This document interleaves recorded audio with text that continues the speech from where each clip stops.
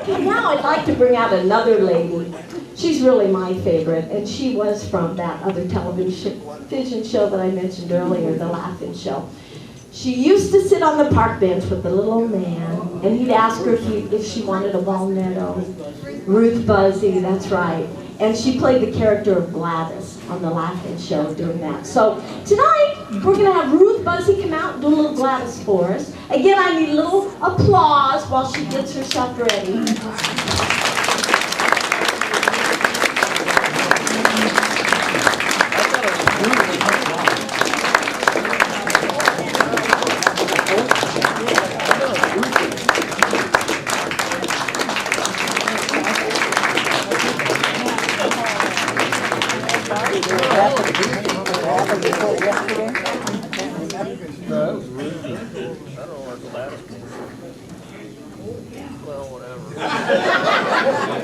Hi, folks. No, Tony, I'm not. I'm so glad to be here tonight. And thank you so much for remembering me. You know, I used to be on The Laughing Show, and oh, it was a wonderful experience. And when I was on The Laughing Show, I even got to go visit the Queen once. And I had never visited a queen or seen one before. So the only place I'd seen one is on a postage stamp. So when I met the Queen, I didn't know what else to do, so I just ran up to her and licked the back of her head. And tonight, the real reason I'm here, I must confess it's selfish. I heard there's somebody here that I went to school with, and I hope the rumor's true. Bill? Bill, are you here, Bill Coral? Are you here, Bill? Oh, it's Bill! Oh, Bill, come give me a hug!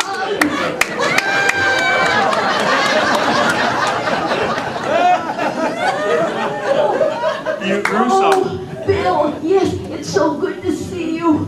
Wow, you've always been a big one. I love every bit of you. Oh, aren't you handsome? I didn't know you knew every bit of me. Well, I'd like to. I always wanted to. You know, Bill, I gotta tell these nice folks a story about you. Okay. See, Bill was a sweet little boy. We were in second grade together. All the teachers loved little Bill. Yes, you had good manners, and you were polite, and you always sat still. But there was one day when Bill was fidgety in his seat, and he kept wiggling around like this and wiggling around like this in his seat. And finally the teacher said, "Bill, what's wrong?" And he said, "Well, teacher, my seat is asleep." She said, "That's impossible, dear. Your seat can't be asleep." I was the little girl behind you, Bill, who raised her hand and said, "Yes, sir, teacher. Bill's seat is asleep. I heard it snore." Maybe that day, Bill. Goodness gracious, I Shame on you, Bill. do. Now I'm an old fart.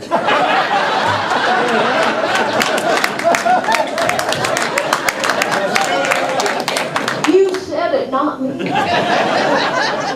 And Bill, Yes. really, I always had such a crush on you, even in high school.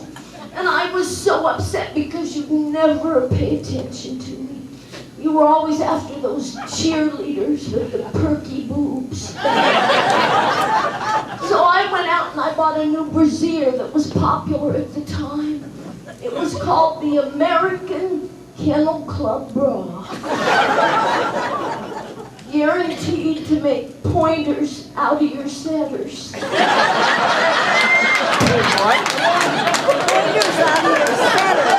I think you were marking up the wrong tree. Would you get your own show, please? And then I became fat. I was so frustrated that you wouldn't look at me, Bill. I turned into a fast food junkie. And I started eating more and more and more. And finally I got so fat. Well, this is the audience participation part. When I say, was so fat. How How fast? God, you're smart. I was so fat. How fast? I was so fat when I stepped on a scale with a little card that pops out and tells you your weight and fortune. Mine said, "Come back when you're alone." I was so fat. I was so fat that to get me out of the phone booth, Bill, you had to grease my thighs, throw a Twinkie in the street. Then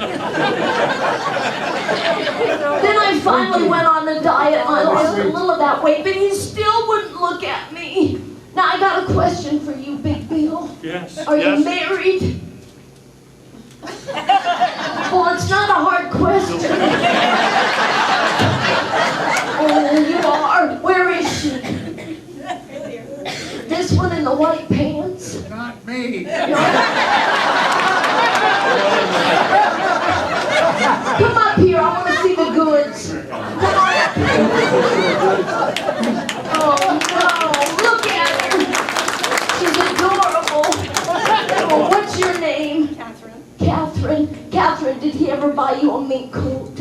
Muskrat. Muskrat. Bill, I'm disappointed in you. I had a dream. Catherine, I dreamed I would marry Bill. And he'd be rich and he'd buy me a mink that went all the way to the floor. But of course, that never happened.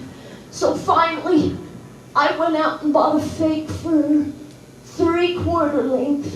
And to make it look like it went all the way to the floor, I let the hair grow on my legs.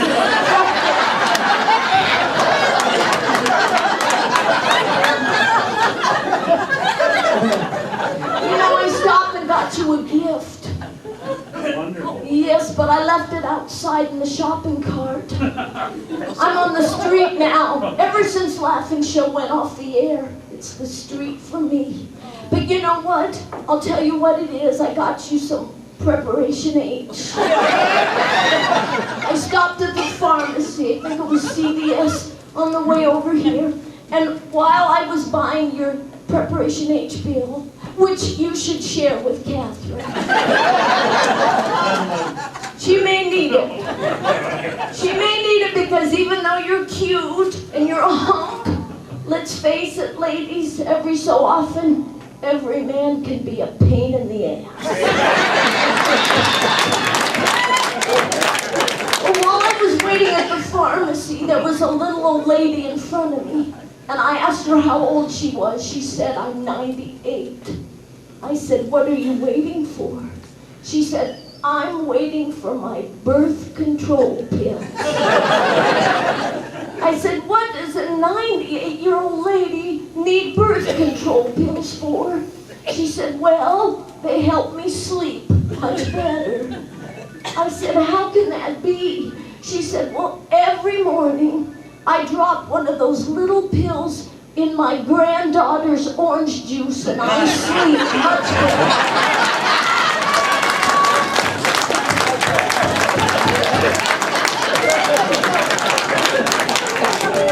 And you know what, Catherine? Nothing personal.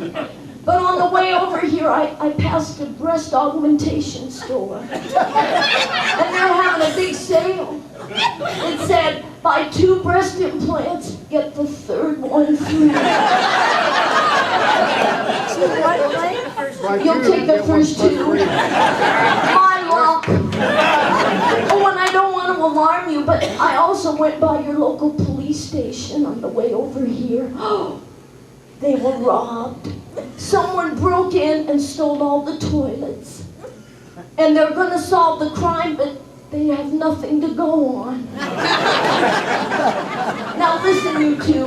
Listen, I'm sure I'm not a poor sport. I'm glad for you, Catherine. How long you been married? 56 years. 56? Wow. That's a start. That's a start, that's right. Wow, and you're getting along okay? So far. That's good. Because a friend of mine told me that he and his wife had been married for 40 years. And that I wasn't missing much. On their 40th wedding anniversary, they got into a big fight. And he said to her, "Ooh, when you die, I'm gonna write on your tombstone, here she lies, the coldest woman there ever was." And she said, "Well, when you die, I'm gonna have him write, here he lays, stiff at last." But I'm glad you two are doing well.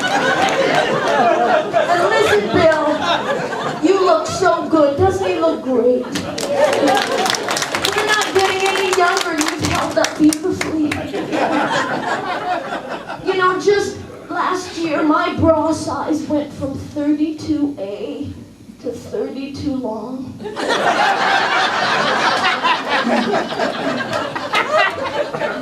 You too. My body's falling so fast, my gynecologist wears a hard hat. Well, listen, Bill, I'm going to let you sit down. And you too, Catherine. Thank you. Good to see you, cutie. See you at the reunion. Oh, okay. Hey, I think he likes me. His glasses are fogging over. Give me a hug. Wasn't as good for you as it was for me. I know. Go to her. Go to her. Oh, what a great guy.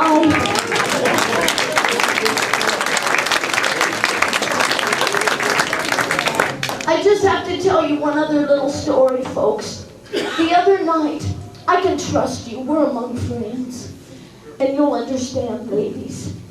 I was laying in bed and I heard a little voice, and I realized it was one of my breasts talking to the other breast. And I wasn't dreaming, and so I thought I'd better listen. And one of my breasts said to the other breast, "If we don't get some support soon, people will think we're nuts."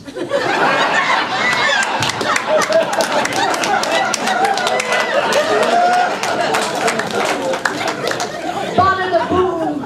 Yes, sir. Oh, Gladys, do you believe in the hereafter? Oh, I've heard this one. Yes, the hereafter.